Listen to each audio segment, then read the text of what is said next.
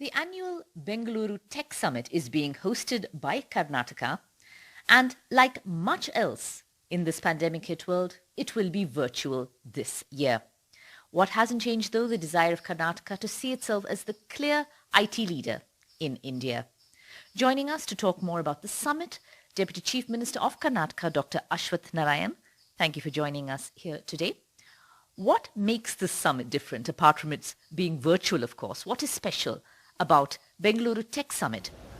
Most importantly, this summit has been conducted in the COVID-19 backdrop. As you rightly pointed out, it is completely virtual. And this time it has been very well focused, more focused, and we are able to get the best of the best resource on the panel discussion. More than 80 people from the top global speakers are there in this event. And this time we are having more than 12 MOUs with GI partners, Global Innovation Partners, Global Innovation Alliance.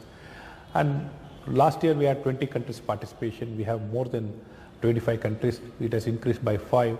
And last year we had 1 MOU. This time we'll have 12 MOUs.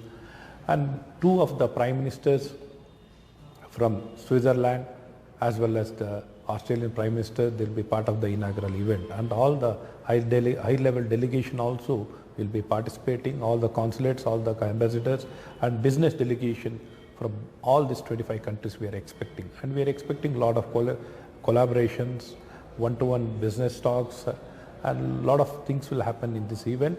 And particularly we are focused in knowledge theme, innovation theme, and One Health and GI track. We will have 4 tracks and nearly 270 panel discussions will happen, Maya. One of the things the state has talked about focusing on in this summit is beyond Bengaluru. What are the details of that? See, so far 95% of the share in this IT, ITS and BT is from Bengaluru. It was just 5% beyond Bengaluru. So seeing this kind of proportion, we wanted to address this and we wanted to make sure the development in the IT and ITS sector and by BT, it happens beyond Bengaluru. So in this direction, we came out with beyond Bengaluru policy, IT policy. To address the challenges, we have constituted a task force to come out with the challenges, what they have been facing, what needs to be done. One side it is the challenges or the problems or the obstacles what has been there, how it can be addressed, what kind of solution needs to be provided. We have constituted a task force to come out within a white paper so that we can take up it very effectively, and we have come out with many incentives and encouragement to establish innovation hub, R&D, co-working spaces, and many of the startups also to be promoted in different places. And we are expecting, at present, what is our revenue is $52 billion. So we want to take from $52 billion to $300 billion within next 5 years. If this has to happen, it has to spread out across the country, across the state. So we have been promoting a lot. For this, of course, infrastructure would be a huge challenge. Even in Bengaluru, it's a massive challenge. The roads, the power, the connectivity. In the districts, it will be even more difficult? Yes, Maya, to our luck and in the interest of the state. So the Udan airports are there. Many airports have been added newly. Belagavi, Bidar, Karwa, Shivamogga, Mysore, Belagavi, Hubli. All these airports have become a big connectivity.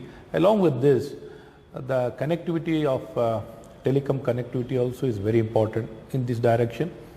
We have taken up telecom also under the ITBT department, and we are facilitating a single window clearance for the establishment of the infrastructure, laying of cables or establishment of towers. Everything can be very fastly provided so that the connectivity becomes much more stronger and strengthened. At this time of the pandemic, social distancing, everything going virtual, do you see technology as playing a bigger role than ever before?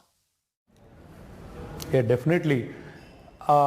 This was not beyond, this has become beyond our imagination. See, earlier it was all more of a physical word. Now from physical we have got into virtual, let it be in healthcare. In the healthcare it has become telemedicine, teleconsultation, all possible things is now done through technology. Even in education, now it has become from offline, it has become completely online.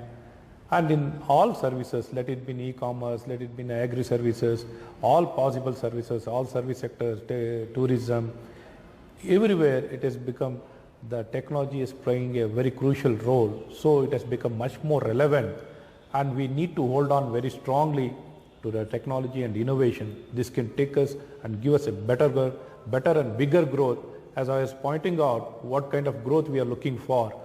In the digital economy itself, we are looking for a $300 billion with next 5 years.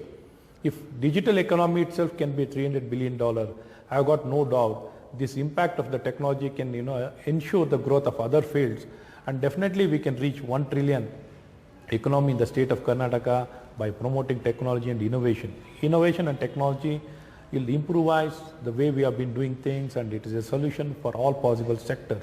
So it can bring a lot of equality in the society, it can facilitate and provide a lot of solution cost effectively, and we can have with measurement, we can tell what kind of services, how effectively it is being provided, and how much of difference we can make. Through this, we can ensure whatever disparity, discrimination, anything, all the challenges can be very effectively addressed, Maya. You spoke about investments, MOUs. What does Karnataka really hope to achieve with this summit? Yep, already the kind of response, seeing the response from all the GI countries, extremely good response is there, extreme good response from the startups, all the companies, GICs, GCCs, R&D, IT, ITS, all possible company, everybody has come forward, and they've been really feeling good that, the kind of encouragement or facilitation or acceleration, what is happening from the government side, all of them are expressing their appreciation. And more so, we have come out with many enabling policies, Karnataka Digital Economy Mission.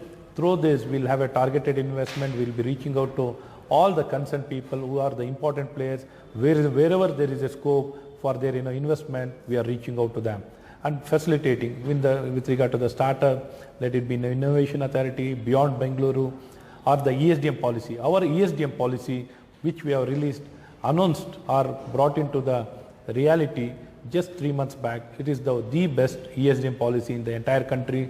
We are ahead of other states by 100 points. Like this, we have come out ahead of the other states.